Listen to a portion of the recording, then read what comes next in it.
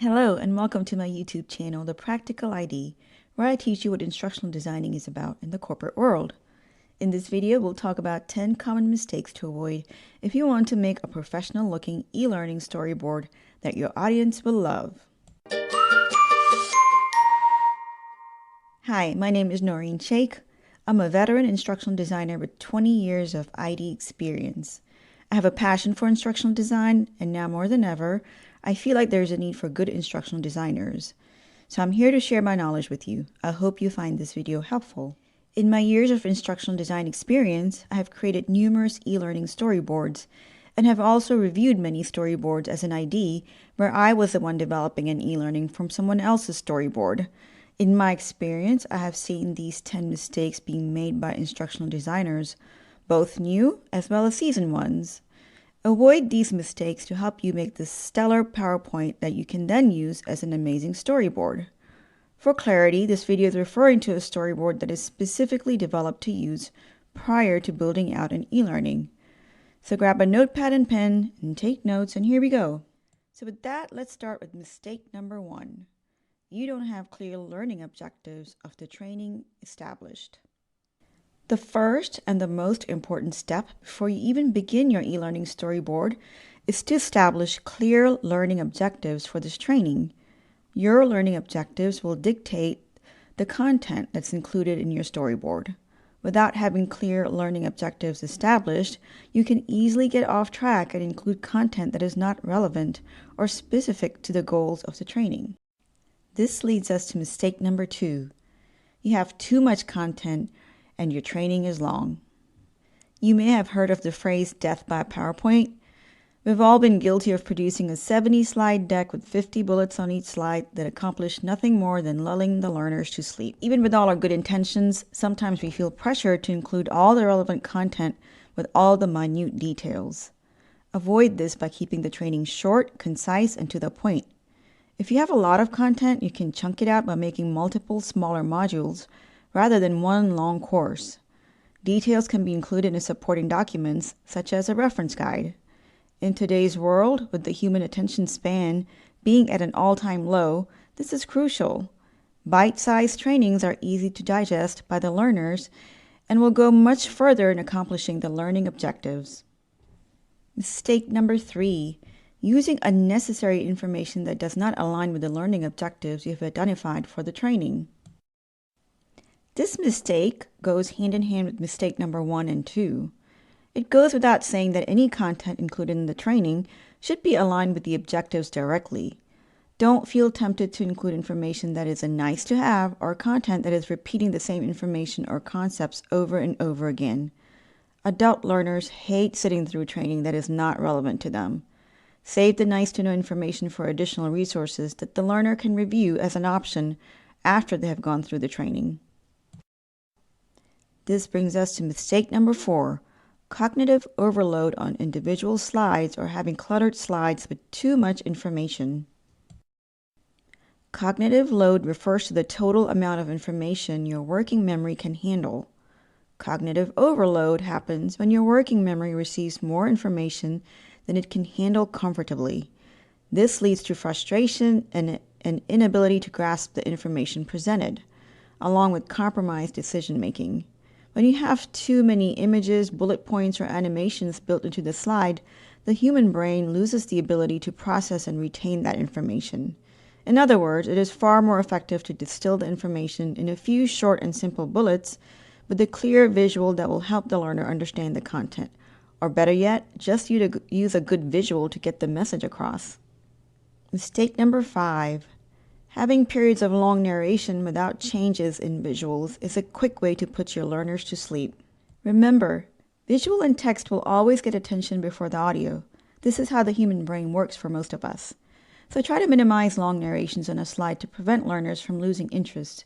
If you have a long piece of script that you have to use to narrate the slide, make sure you change the visuals about every 10 seconds to keep the learner's interest. Mistake number 6.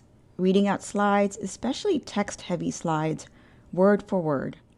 Since adult learners can read the slides, unless they're visually impaired, reading out the slide word for word has no value for the learner. I usually start off with a script that has all the words in it, needed to explain a point.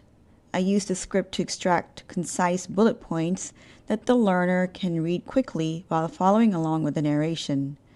Many adult learners feel insulted when the narration is word for word the content of the slide, so please take some time to be thoughtful about this step. Mistake number 7. Using unnecessary or irrelevant images that do not provide a learning value. When you clutter your slides with images that do not add any learning value, you're taking up valuable real estate on the slide. I once worked with someone who loved using different characters in their e-learning. Every single slide would have a different character pointing to a piece of text. Instead of focusing on the content, I found myself focusing on the characters. Avoid this type of distraction by using images that only add value to the training. And yes, you can add an image for aesthetic purpose, but it needs to support the point you're making in the slide. Mistake number 8. Oh yes, the good old mixing visual styles. Imagine you're going through a beautiful e-learning with stunning pictures or images used throughout. Then all of a sudden you see a small, funny, hand-drawn type illustration mixed in. This will definitely break the flow and will stick out as odd to you as a learner. So in order to maintain a professional, cohesive look, use one style of images. If you're using hand-drawn illustrations, stick to those and don't mix in real images. Experienced designers, especially those with graphic design knowledge, have a knack of doing this, but I personally avoid this as this is a quick way to make my work look unprofessional. Mistake number 9 is related to fonts. Typology is a whole other large topic, so I won't go into it in detail here, but the bottom line is using too many different fonts and wrong types of fonts is a big no-no. My rule of thumb is I never use more than 3 separate fonts throughout the training.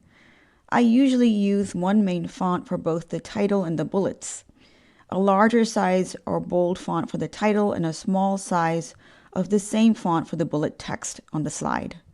I may throw in a different font for special callouts, for example, a character with a speech bubble, or instructions for the learner like hover over this icon to reveal an image.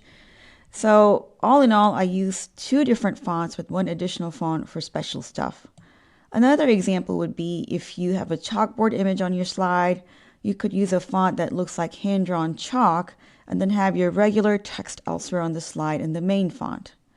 Another rule of fonts is that you need to use a font that goes well with your audience and content. For example, if you're creating a very professional course, you will not want to use an informal font like Curls or Inkfree or a font that is typically used for children. Using the wrong font can take away from your message quickly. Finally, do not use 2 different fonts that are similar. It's much better to use fonts that contrast in weight or serif versus sans serif, and if you don't know what that means, please feel free to look it up. Contrasting fonts are more pleasing to the eye, whereas similar fonts may have subtle differences that your audience won't catch, but still perceive that the text is off or the text is not right or cohesive. Mistake number 10 is more applicable for instances when the person creating the storyboard is different from the person actually developing the e-learning. As IDs, we wear all kinds of hats and will likely do both storyboarding and developing at some point in our career. Now, this mistake is especially crucial to watch out for if you're creating the storyboard and then handing off the project to a developer. If you do not include clear and complete instructions for the developer, the end result may not be what you had in mind. So in this case, communication with your developer is essential, and then including appropriate details is crucial. For example, if you have 3 boxes on the slide and clicking on each box leads to a different slide, the instructions for these need to be clear so the developer can execute your idea. So to summarize, if you want to make a great e-learning storyboard, avoid the following mistakes. Number 1, not having clear objectives. Your whole storyboard depends on this, so make sure you establish these properly in the analysis phase of your project. Number 2, too much content, a very common mistake. A human brain can only take in so much content in one sitting, so including a lot of content is not helpful, and it's much better to chunk it out. Number 3, Using unnecessary information or information that is a nice to have but does not really support your learning objectives. This will only distract your learners from grasping the main concepts. Number 4, cognitive overload. If there are too many words, images, charts, and animations, all crammed in one slide, the human brain cannot process all this information at one time. This leads to frustration on the learner's end. Number 5, long narration with no change in visuals. This leads to learner getting bored and then losing focus. Number 6, reading out the slide. The adult learner is very capable of reading the slide. This does not add value to training unless, of course, the training is for the visually impaired. It's best to use as few of words as possible on slides with a good visual and then use narration as an opportunity to expand on it. Number 7, using unnecessary or irrelevant images. If the use of an image does not bring any value to the training, don't use it. It's merely a distraction. Number 8, mixing image types. This refers to using different styles of images in the same training. For example, if you're using illustrated images throughout the training, don't put a real image or picture in the middle of it. Number 9, font issues. Using too many fonts. This again will lead to distraction and make the e-learning look unprofessional. As a rule of thumb, don't use more than 3 fonts in the entire training. Additionally, don't mix fonts that look similar. The human brain does not catch subtle differences in fonts that are similar, and the training ends up looking visually disjointed or off. Last but not least, number 10, if you're not the one developing the e-learning for your storyboard, it's imperative that you include clear instructions for the developer. Otherwise, you run the risk of the training not turning out how you wanted. And there you have it, folks, 10 mistakes to avoid to develop a great e-learning storyboard. I hope you found these tips helpful. If you have further questions, you can find me at thepracticalid.com. Please like, subscribe, and comment. I would love to hear from you. What other topics about instructional design do you want to see videos on? I post a new video regularly, so come back and check often. Thank you.